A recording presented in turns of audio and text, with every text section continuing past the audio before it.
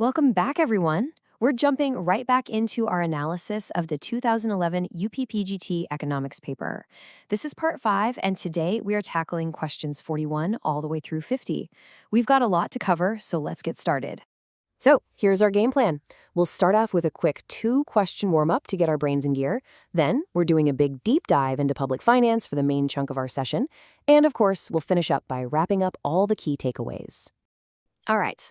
Let's kick things off with our warm-up. We've got 2 great questions here, touching on both macro and microeconomics, just to make sure we're firing on all cylinders before the main event. First question, number 41. In the context of the trade cycle, which of the following statements is the correct one? This one is all about comparing the models from Samuelson and Hicks. Have a look at those options. What do you remember about how these famous trade cycle models were built? And the correct answer is D, all of the above. This is a really good question because it tests a few different facts all at once. Samuelson's model, the one famous for that powerful dance between the multiplier and the accelerator, is definitely versatile enough to explain long-run fluctuations. And, yes, a time lag and the consumption function was a critical piece he built in. So that makes all 3 of these statements absolutely true. Okay, next up, time to do a little math. Question 42 gives us a scenario. If the price of a commodity is 20 rupees and the elasticity of demand for it is 2.5, what's the producer's marginal revenue going to be? Your options are 8, 50, 12, or 18.5. Go ahead and try to remember that all-important formula that links price, elasticity, and marginal revenue. The answer is C, 12 rupees. So, how do we get there? Well, it all comes down to the formula you see on the screen. See, marginal revenue isn't just the price. It's the price with an adjustment for how elastic the demand is. So when we plug in our numbers, we get MR equals 20 minus 20 divided by 2.5. Well, 20 divided by 2.5 is 8. So the problem just becomes 20 minus 8, which gives us our final answer of 12. Simple as that. Perfect. With that warm-up out of the way, let's shift gears and get into our main segment, a deep dive into public finance.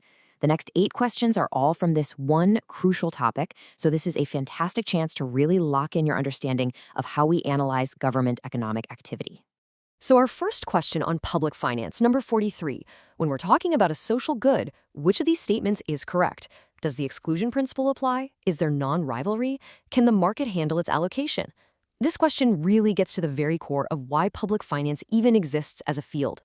The correct answer here is B. The absolute single most important characteristic of a social good is non-rivalry. And all that means is that when one person uses or consumes the good, it doesn't reduce its availability for someone else. Think about something like national defense or street lighting. You enjoying that protection or light doesn't take anything away from my ability to enjoy it too. Let's just spend another moment to make this super clear. A social good, which you'll also hear called a public good, really has 2 defining features. The first is non-rivalry, which we just talked about. The second is non-excludability. And this just means it's pretty much impossible, or at least way too expensive, to stop people who don't pay for the good from using it anyway. It's these 2 things working together that cause markets to fail and create a need for the government to step in. Okay, moving on to question 44, which builds right on top of this idea. For social goods, what's true for different consumers? The answer is D. Both supply and price are fixed. And that makes perfect sense when you stop and think about it, right? Because the good is for everyone, consumed collectively, and you can't kick anyone out, a single amount of supply is provided for all, and the price is effectively the same for everyone, usually paid through taxes instead of one-on-one transactions. Question 45 is about the difference between public and private finance. And the correct answer is, you guessed it, D, all of the above. I mean, they're just fundamentally different animals. They have different budget processes, different needs for secrecy, and most importantly, a completely different core objective. Public finance is all about social welfare, whereas private finance is driven by the hunt for profit. Question 46 brings up a huge theory, Musgrave's principle of maximum social advantage. What's this principle built on? Is it about the totals or is it about the margins? Now, the hint here, like with so much of economics, is to think on the margin. And if you are thinking about marginal analysis, you are spot on. The answer is B. What the principle says is that a government should keep expanding its financial activities right up to that sweet spot where the marginal social benefit from that very last dollar of public spending is exactly equal to the marginal social sacrifice of collecting that last dollar in taxes. It is all about finding that perfect optimal balance. This slide shows us a perfect picture of that principle at work. You see the downward sloping BB curve? That's the marginal social benefit of spending. It goes down because of diminishing returns. The upward sloping SS curve is the marginal social sacrifice of taxation.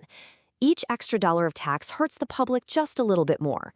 The best point for society is point M, right where those two curves cross. And if you look, you can see that at that exact point, the net social welfare curve, NN, is at its absolute highest peak. Next up, a straight-up fact-based question from the history of economic ideas. Who came up with the canon of benefit in public expenditure? The correct answer is B. Finlay Shiras. His principle was pretty straightforward. He argued that all government spending should be aimed in a way that gets the most possible social benefit for the entire community. All right, question 48 asks us to pick the correct statement about government spending. The answer is A. Regressive expenditure increases income disparity. But why? Well, it's because regressive expenditure is spending that actually gives a bigger proportional benefit to high-income groups than it does to low-income groups. As the economist Dalton pointed out, that's naturally going to make the gap between the rich and poor even wider. Let's take a look at question 49, this time on the tax side of things. The correct statement here is A. Direct tax is consistent with justice. So why are direct taxes, like an income tax, usually seen as fair? It's because you can design them based on the ability to pay principle. This lets you tax higher earners at a higher rate, which can be a powerful tool for reducing overall income inequality. And for our very last question in this public finance deep dive, question 50. Under a regressive tax system, what happens when a person's income goes up? Does the tax rate go down?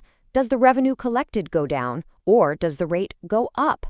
The correct answer is A. The tax rate decreases. This is the literal definition of a regressive tax. It's an inverse relationship. As a taxpayer's income climbs higher, the percentage of that income they pay in tax actually goes down. So just to lock this concept in, regressive taxation is a system where the tax rate falls as income rises. The really critical effect of this is that the tax ends up putting a much heavier relative burden on low-income people compared to high-income people, even if the richer person pays more in actual dollars. Phew! After that tour through the world of government finance, let's just take a breath and pull out the most important points from today's session. You know, you can almost see the story that unfolded today. We started with a specific microeconomic tool, calculating marginal revenue.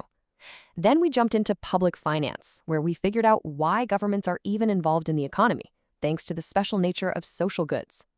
From there, we looked at a framework for how much a government should do, with Musgrave's principle. And finally, we looked at the actual tools governments use, spending and taxes, and saw how their design, whether it's regressive or direct, has huge consequences for fairness and income equality. And that officially concludes Part 5. In our next session, we'll pick up right where we left off with question 51. As you're studying, try to think about how these basic principles of public finance play out in the economic policies you hear about every single day. Until then, thanks for joining me.